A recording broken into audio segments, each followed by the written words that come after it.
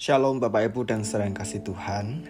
Hari ini kita akan memulai hari yang Tuhan anugerahkan dengan membaca serta merenungkan firman Tuhan kembali. Kita membaca Kejadian 49 ayat 29 sampai pasal 50 ayat 26. Kemudian Yakub berpesan kepada mereka, "Apabila aku nanti dikumpulkan kepada kaum leluhurku, kuburkanlah aku di sisi nenek moyangku dalam gua yang terletak di ladang Efron, orang Het itu.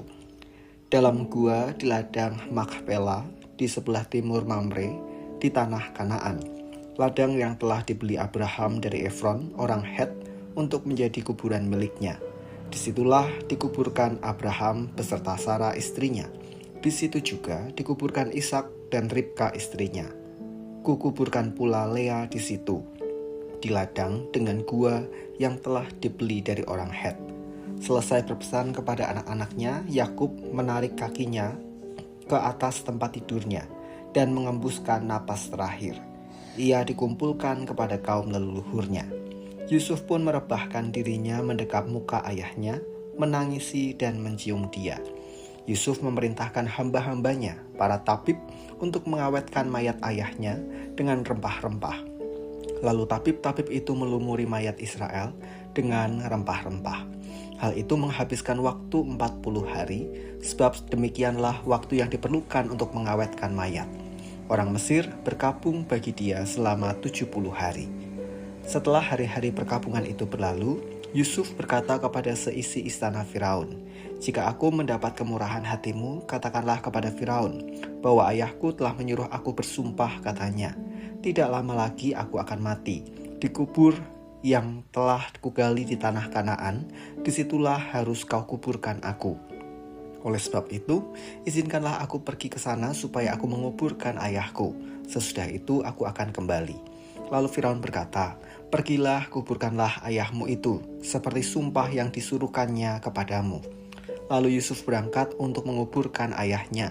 Bersama dia berangkat juga semua pegawai Firaun, tua-tua dari istananya, dan semua tua-tua tanah Mesir, serta seisi rumah Yusuf, saudara-saudaranya, dan seisi rumah ayahnya. Hanya anak-anak mereka serta kambing domba dan lembunya mereka tinggalkan di tanah Gosyen. Bersama dia turut pergi para tentara berkuda dan kereta-keretanya, iring-iringan mereka sangat besar. Sesampainya mereka di Goren Ha-atat yang terletak di seberang sungai Yordan, mereka mengadakan ratapan yang sangat besar dan riuh di situ. Yusuf mengadakan perkabungan selama 70 hari untuk ayahnya. Ketika penduduk negeri itu, orang-orang Kanaan, melihat perkabungan di Goren Ha-atat itu, mereka berkata, "Inilah perkabungan orang Mesir yang amat riuh." Itulah sebabnya tempat itu dinamai Abel Mizraim, yang terletak di seberang Yordan. Anak-anak Yakub melakukan baginya seperti yang dipesankannya kepada mereka. Anak-anaknya membawa dia ke tanah Kanaan dan menguburkan dia dalam gua di ladang Makpela, ladang di sebelah timur Mamre, yang telah dibeli Abraham dari Efron, orang Het itu, untuk menjadi kuburan miliknya. Setelah mengubur ayahnya, Yusuf kembali ke Mesir beserta saudara-saudaranya dan semua orang yang pergi bersama dia untuk menguburkan ayahnya. Ketika saudara-saudara Yusuf melihat bahwa ayah mereka telah meninggal, mereka berkata, "Boleh jadi Yusuf masih dendam terhadap kita dan akan membalas sepenuhnya kepada kita segala kejahatan yang telah kita lakukan kepadanya." Sebab itu, mereka menyuruh orang menyampaikan pesan ini kepada Yusuf.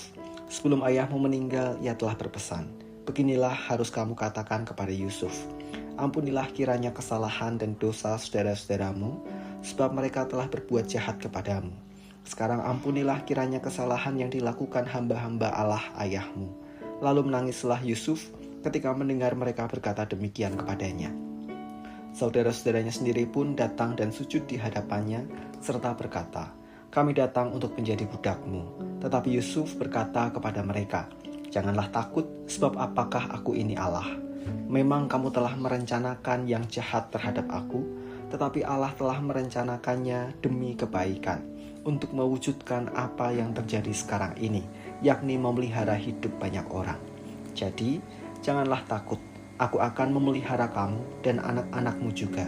Demikianlah ia menghibur dan menenangkan hati mereka dengan perkataannya. Yusuf tetap tinggal di Mesir beserta kaum keluarganya. Yusuf hidup 110 tahun. Yusuf masih dapat melihat anak cucu Efraim sampai keturunan yang ketiga. Juga anak-anak Makir, anak Manasye lahir di pangkuan Yusuf. Kata Yusuf kepada saudara-saudaranya, "Tidak lama lagi aku akan mati, tetapi Allah pasti akan memperhatikan kamu dan membawa kamu keluar dari negeri ini, ke negeri yang telah dijanjikannya dengan sumpah kepada Abraham, Ishak, dan Yakub." Lalu Yusuf menyuruh anak-anak Israel bersumpah, katanya, "Allah pasti akan memperhatikan kamu. Pada waktu itu kamu harus membawa tulang belulangku dari sini." Kemudian Yusuf meninggal dalam usia 110 tahun. Jenazahnya diawetkan dengan rempah-rempah dan ditaruh dalam peti mati di Mesir. Buah dari hati yang bersih. Setelah Yakub meninggal, anak-anaknya mengalami ketakutan jika Yusuf akan membalaskan kejahatan yang pernah mereka lakukan. Mereka kembali mengatur strategi agar jangan sampai apa yang mereka takutkan itu terjadi. Respon Yusuf, ia justru menghibur saudara-saudaranya dan menjamin kehidupan mereka. Kita melihat betapa bersihnya hati Yusuf, sekalipun pernah mendapatkan perilaku atau tindakan jahat dari saudaranya. Hati yang bersih itu menolongnya untuk bersikap dua hal. Pertama, memaknai seluruh rangkaian perjalanan hidupnya sebagai bagian dari cara Tuhan untuk memakainya, menghadirkan kebaikan, bahkan memberkati banyak orang. Dan kedua, ia sungguh-sungguh mengampuni perbuatan jahat saudara-saudaranya, bahkan bertindak melampaui apa yang orang pikirkan, yaitu memelihara mereka dan keluarga mereka masing-masing. Bapak, Ibu, dan saudara kasih Tuhan, hari ini kita belajar melalui Yusuf tentang menjaga agar hati kita selalu bersih. Sehingga dengan hati yang demikian, kita dimampukan memaknai hidup kita ada dalam rancangan Tuhan, yang tentu Tuhan ingin kita untuk menggunakan hidup kita menjadi hal yang baik atau memberkati orang-orang di sekeliling kita. Sekalipun kita tidak bisa mengantisipasi sikap mereka terhadap kita, bahkan ada kalanya mereka menyakiti kita. Hati yang bersih adalah hati yang terbuka pada pimpinan Tuhan. Hati yang mau dituntun Tuhan untuk tetap mengerjakan apa yang baik dan benar demi kebaikan bersama. Dan yang kedua, hati yang bersih juga memampukan kita untuk mengampuni orang-orang yang pernah melukai dan menyakiti hati kita. Hanya dengan hati yang demikian, kita justru membuktikan bahwa kita sudah sungguh-sungguh hidup sebagai umat Tuhan. Mari kita berdoa.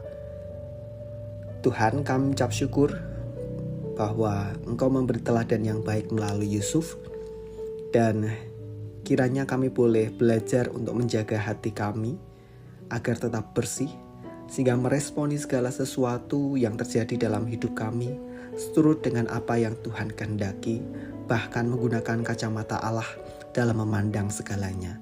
Sehingga dengan demikian kami tetap terbuka untuk melakukan apa yang baik dan benar dan memberkati orang-orang di sekeliling kami. Kami menyerahkan hari ini dengan segala aktivitas yang akan kami jalani.